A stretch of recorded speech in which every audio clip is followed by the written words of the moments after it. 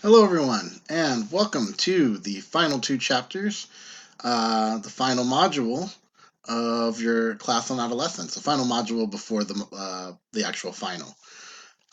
Today, we're going to do some quick um, conversations about media and about problems and issues that come up with adolescence. Specifically, I'm going to talk a little bit about substance abuse. But first, on to media. So it's really important in this chapter for you to know the different theories on media. There's three big ones. There's the cultivation theory, which kind of states that, um, you know, adolescents kind of do what they see, kind of. Part of that is the mean world syndrome, where people discover through media that the world is a mean and sometimes dangerous place. This theory is not quite as accurate. It's kind of one of those introductory theories that um, doesn't really hold up. I think in the beginning days of media, this is true, but now with so much different media influence, this theory doesn't hold as much weight. Then there's Bandura's social learning theory, which kind of is a little bit of an evolution of that, where adolescents learn what they see on TV. And there is some aspect of that in media where you will find that you learn how to be good people, or you learn about relationships, because that's what's being shown um, on TV, on in the media. You learn what is beautiful. You learn what is not beautiful, and things like that. So, social learning theory definitely plays a role. But the probably most useful theory around media is the uses and gratifications approach, where it's more of a real live interaction with media, where in adolescence, you can kind of pick and choose what media actually applies for you. And that's kind of represented by this circle. You have your own identity, what motivates you, and you then select what media you engage in, whether it be online, whether it be television, whether it be radio, what music you listen to. Then you put attention towards that and you interact with that type of media. You evolve, you interpret, say you're listening to a song, you start listening to the lyrics, and then you kind of get to decide whether that actually applies to your life, and whether that's application. And then you incorporate it and you build it up, and then that also helps further your identity.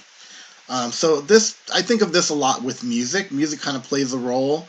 One of the questions I asked you early on in the semester was about music and how, does it go with your identity. So, here you may have a song and a friend may have heard it, but as you listen to the lyrics, you kind of figure out, does this actually apply to me? Is this something that I agree with? Is this, feel like this matches my identity? And if so, then you keep, and then you find more of maybe that artist or maybe that type of music, to help build your overall identity. So the media practice model is probably a more accurate model of how adolescents look at media. And then there's the five uses of media.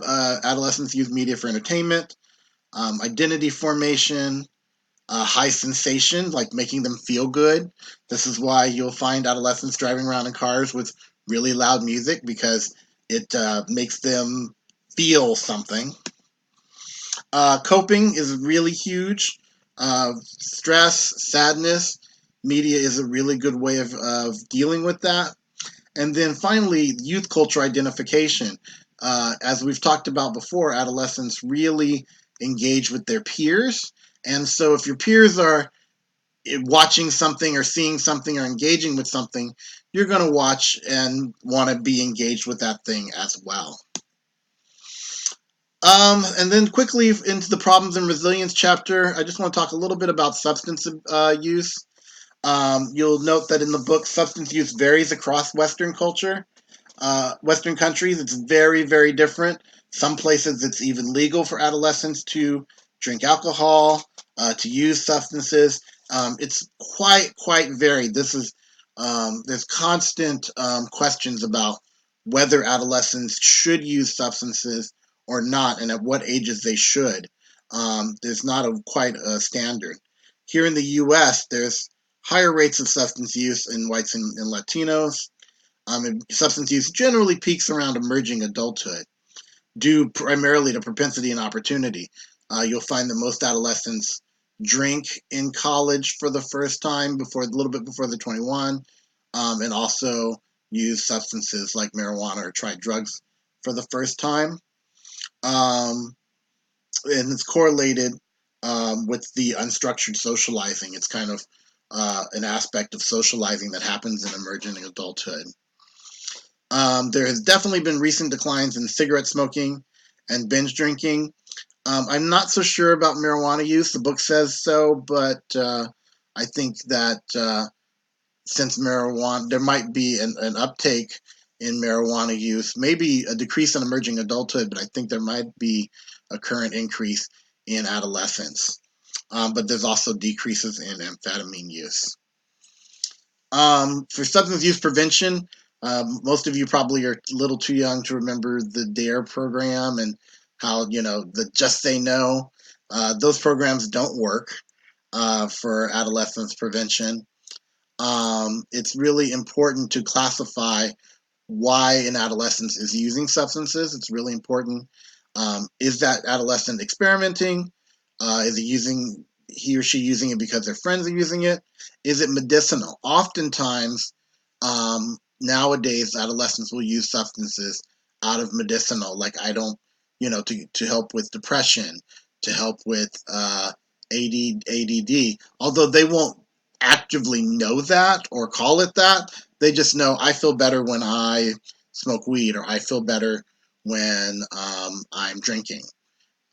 So they're kind of self-medicating without actually getting an idea of how to engage the initial problems. And then there's addictiveness. It's it, that that's when it becomes a real problem, when there are issues with addiction. Addiction is really important. You often find adolescents talk about, well, you can't be addicted to this, you can't be addicted to that. For me, it's really important to note that you can be addicted to anything. Um, you can be addicted to marijuana. It's not a chemical dependency, but when you start using any kind of substance to self medicate or to treat something, and you're not conscious of it and you become dependent on it, that's when addiction happens. And you can experience withdrawal symptoms from almost anything, um, especially alcohol. The withdrawal symptoms for alcohol can be pretty disastrous. Um, so it's just really important to know what that person is using the drugs for when you are engaging them around issues of prevention. Prevention methods that work best are school programs, family functionings getting involved, the parental figures being involved in monitoring. Most importantly is they're finding that education, letting people know what drugs do or what substances do, is really important. And it's most successful to start young with providing that kind of information. Okay. Well, that's it. This is the last one. Good luck, everyone. I'm looking forward to reading what you put together. Thank you, and it's been great working with you. Thanks for taking the time to watch these slides.